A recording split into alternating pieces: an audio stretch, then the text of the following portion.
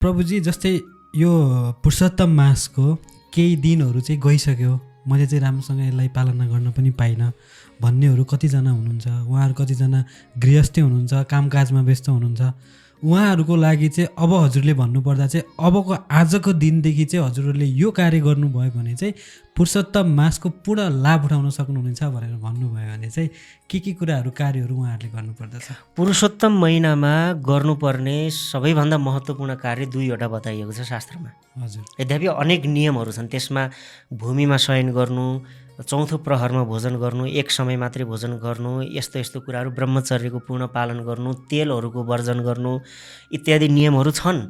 तर तिनीहरू भनेका सहायक हुन्। मुख्य कुरा के हो त? पुरुषोत्तम महिनामा सबैले पालन गर्नुपर्ने, गर्न सकिने नियम के हो त भन्दाखेरि एउटा हो भगवानको नाम जप गर्नुहोस्। होइन, हजुरले आजसम्म बिल्कुलै जपै गर्नुभएको छैन भने आजदेखि नै कमसेकम 1 माला चाहिँ हजुरले जप गर्नुहोस् नि। होइन, र यदि हजुरले पहिलेदेखि नै नाम जप गरिराख्नु भएको छ, 16 माला जप गर्नुहुन्छ भने मेरो त अनुरोध हजुरहरूलाई के छ भने 64 माला जप गर्नुहोस्। अनुरोध त्यो हो।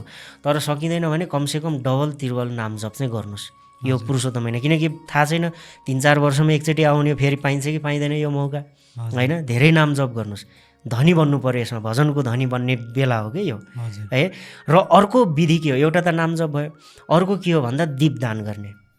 दीपदानको अपार महिमा छ यसमा है। कसरी दीपदान गर्ने त भन्दा त्यो पनि तुलसी काष्ठमा, सुकेको तुलसीको काठ हुन्छ नि, त्यसमा कपासलाई बेरेर अनि शुद्ध गाईको घिउमा डुबाएर, यदि शुद्ध गाईको घिउ छैन भने तिलको तेल, हजुर, त्यो पनि चल्छ, त्यसमा डुबाएर हजुरले भगवानलाई दीपदान गर्नुहोस्, दीप अर्पण गर्नुहोस्। कुनै पनि मन्दिरमा गएर, तपाईँको वरिपरि कुनै भगवान विष्णुको मन्दिर हुनुहुन्छ, रामकृष्णको मन्दिर हुनुहुन्छ, अथवा भगवान शिवको मन्दिर हुन्छ, कुनै केही फरक छैन। त्यहाँ घरमै फोटो हुनुहुन्छ, त्यहाँ पनि दीपदान गर्नुहोस्। अथवा स्वयं प्रकट मन्दिरहरू छन् नि, जस्तो बुढा नीलकण्ठ भयो, पशुपतिनाथ मन्दिर, चाँगु नारायण इत्यादि अनेक नेपालमा त थुप्रै ठाउँहरूमा छन्, जिल्लामा।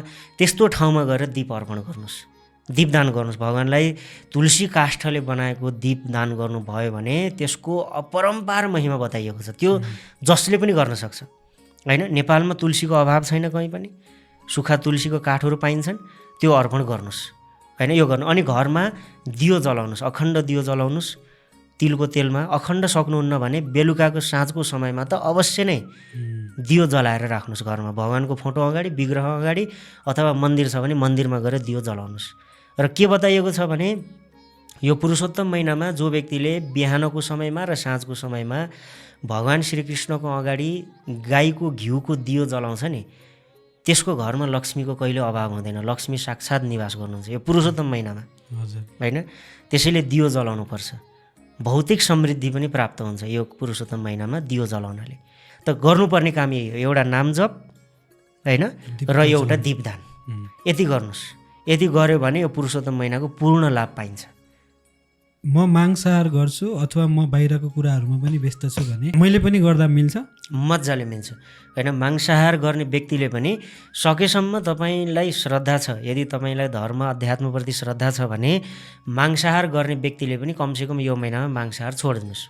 होइन, यो महिनामा मांसाहार छोड्नुहोस्। र ल मानिलिउँ तपाईँले छोड्नै सक्नु भएको छैन भने पनि विधिको पालन गर्नुहोस्। विधि यही हो कि दीप अर्पण गर्नुहोस् भगवानलाई, दीप अर्पण गर्नुहोस् र नाम जप गर्नुहोस्। होइन, नाम जप जति सक्नुहुन्छ तपाईँ नाम जप गर्नुहोस् र भगवानलाई दीप अर्पण गर्नुहोस्। र यो महिनामा मन्दिरहरूमा जाने, भ्रमण गर्ने, दर्शन गर्ने, मन्दिरहरूको परिक्रमा गर्ने, दानहरू गर्ने, ब्राह्मणहरूलाई, साधुहरूलाई दान गर्ने, यी कार्यहरू जति पनि पुण्यात्मक कार्यहरू छन् यी कार्यहरूलाई पनि बढाउँदै जानुहोस्।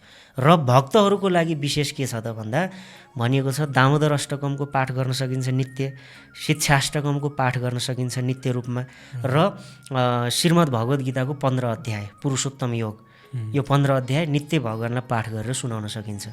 होइन, अथवा तपाईँलाई गजेन्द्र मोक्ष स्तोत्रहरू आउँछन् भने गजेन्द्र मोक्ष स्तोत्र पाठ गर्ने, मन्दिर परिक्रमा गर्ने, यी सबै भक्तिका कार्यहरू, र श्रवण कीर्तन गर्ने, धेरैभन्दा धेरै कथा सुन्ने, धेरैभन्दा धेरै कथा भन्ने, होइन, शास्त्र अध्ययन गर्ने, यी सबै कार्यहरू भक्तिका जुन नियमित छन् यिनीहरूलाई पनि अगाडि बढाउन सकिन्छ।